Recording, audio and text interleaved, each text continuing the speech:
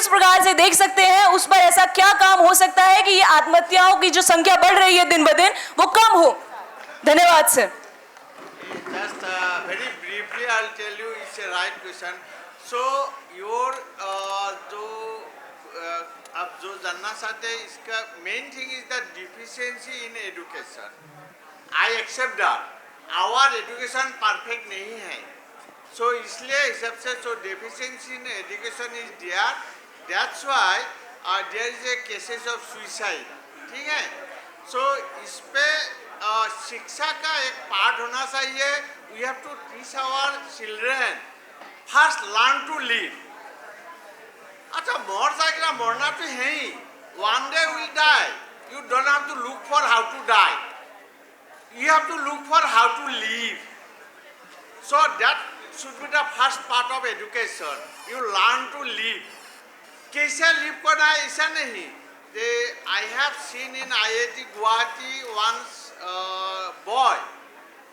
He committed suicide because he did not get job in campus placement. तो education में कुछ कमी रह गया क्योंकि he is a brilliant student. IIT हो सकता है he did not get campus employment और success नहीं हुआ. तो इसको सिखाना था, काउंसलिंग करना था, तो आप कुछ भी कर सकते हैं. ये ज़रूरत नहीं आप कैंपस में जॉब मिलेंगे. आप शिक्षा लो, बाहर जो आप खुद कुछ करके देश को दिखाओ. लेकिन आप आत्महत्या मत करो, ये करना से सोल्यूशन नहीं होगा. When a youth commits suicide nowadays, parents have only one or two child. You are doing damage to the family also. You are killing your parents also. Because you are the only child for the family. You are the hope for the family. You are the hope for the country. Why you should kill yourself? Challenge तो है life में, कुछ तो करना है. तो that is the deficiency of our education. Now NEP में ऐसा कुछ बहुत कुछ है. तो हम पहले आप जब टीचर बनेंगे तो आप when you will become teacher, try to teach your student first this thing. First learn to live, not to kill yourself. Okay?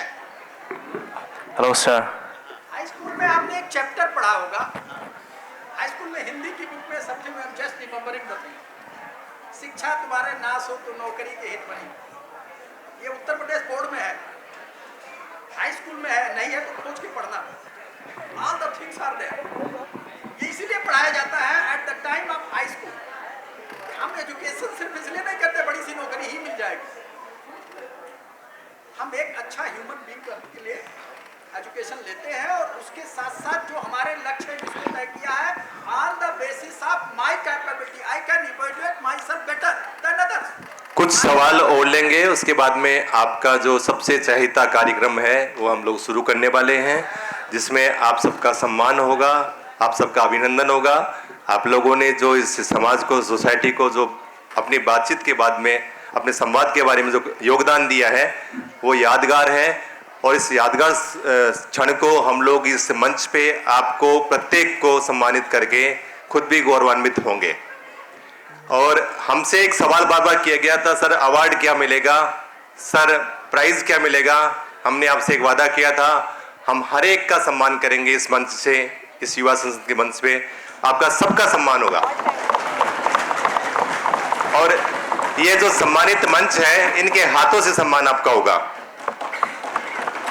दो कुलपति आपके समक्ष हैं, इनके हाथों से आपका सम्मान होगा. एक तरह से हमारे यहाँ पे एक परंपरा है कि हम कुछ संस्कार, कुछ परंपराएं, कुछ परिपाटियां एक पीढ़ी से दूसरी पीढ़ी को हस्तांतरण करते हैं. और आजकल की भाषा में इसको कन्वोकेशन बोलते हैं, लेकिन हमारी भाषा में, हमारी परंपरा में इसको समावर्तन बोल रहे हैं. तो एक तरह से ये 3 दिन की कार्यशाला आपकी थी, 3 दिन का युवा संसद था. इसमें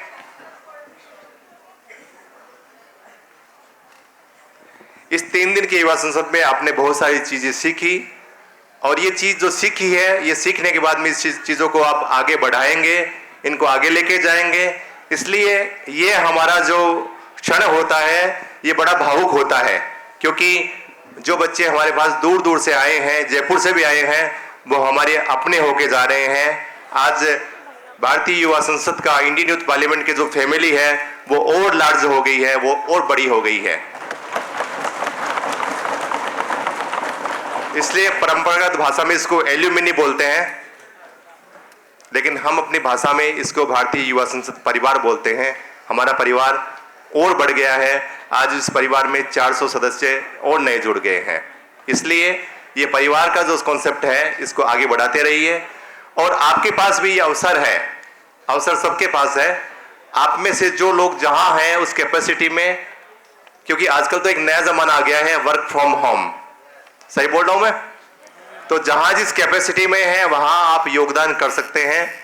उस योगदान को किस रूप में करना है, ये भारतीय युवा संसद की परिपाटी यह है कि हम योगदान आपको बताते नहीं है।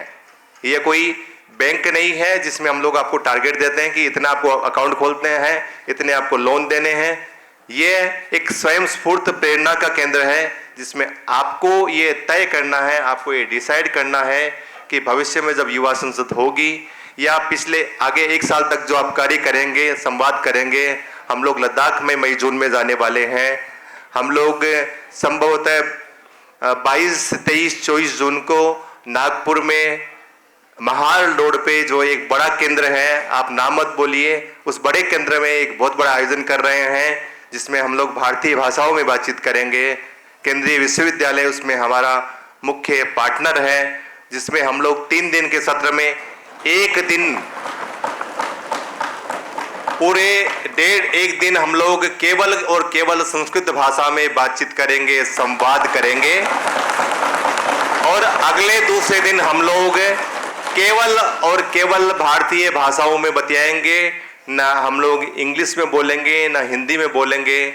हम बोलेंगे तो तमिल बोलेंगे, हम बोलेंगे तो कन्नड़ बोलेंगे, मलयालम बोलेंगे, उड़िया बोलेंगे, मिजो बोलेंगे, कोकबोरोक बोलेंगे, अरुणाचली बोलेंगे, भूटानी बोलेंगे, मैथिल बोलेंगे, पंजाबी बोलेंगे, गुजराती बोलेंगे, हिमाचली बोलेंगे, डोगरी बोलेंगे। विविध भाषाओं में हम लोग बातचीत करेंगे। और तीसरा दिन का जो सत्र होगा वो हमारा जो पैटर्न है, यूथ पार्लियामेंट का जो पैटर्न है, उस पैटर्न में न कोई भाषा का बैरियर होगा, न किसी प्रकार का अतिथियों का बैरियर होगा। उसमें सभी विचारधारा के, सभी भाषाओं के लोग होंगे।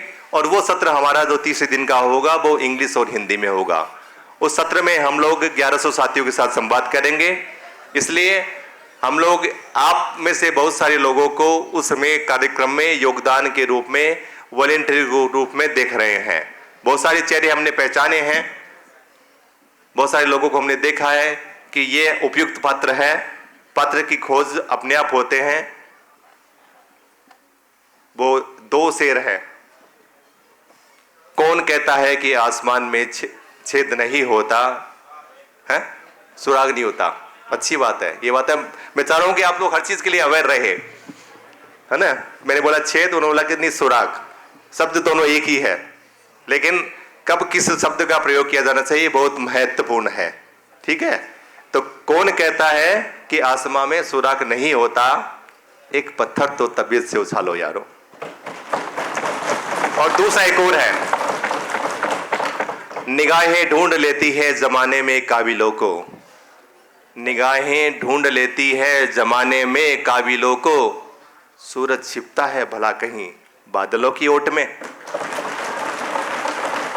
तो इस बादलों की ओट में हमारे सूरज जो छिपने वाले नहीं है। हमने बहुत सारे लोगों को पहचान किया है, लेकिन हो सकता है कि हमारे में से कुछ साथी जो है इतना एक्सट्रोवर्ट नहीं हो, इंट्रोवर्ट हो। हम उनके लिए भी अवसर तलाशेंगे, आपके लिए भी अवसर रहेगा। आप जाते जाते हमारे कुछ साथी यहाँ पे रहेंगे, अविकार भैया यहाँ पे रहेंगे, वो आपके उधर फर्स्ट सोफे में सीट लगा के रहेंगे। उनके पास एक डायरी रहेगी, पेन रहेगा। आप अपना नाम और अपना मोबाइल और किस विधा में, किस चीज़ में आप कंट्रीब्यूट कर सकते हैं वो आप लिखा के जाइएगा। लेकिन याद रखिएगा, आपने अगर नाम लिखा दिया, आपने मोबाइल नंबर लिखा दिया, तो हम लोग आपको फिर छोड़ने वाले नहीं हैं। इसलिए पहले आपके पास समय है, पहले अच्छे से सोच लीजिए आप कहाँ कंट्रीब्यूट कर सकते हैं। क्योंकि भारतीय जो सिटीज़न है, भारत के जो लोग हैं, वो दुनिया के सबसे ईमानदार लोग हैं। सबसे ज़्यादा राष्ट्रवादी लोग हैं और सबसे ज़्यादा कमिटमेंट करने वाले लोग हैं।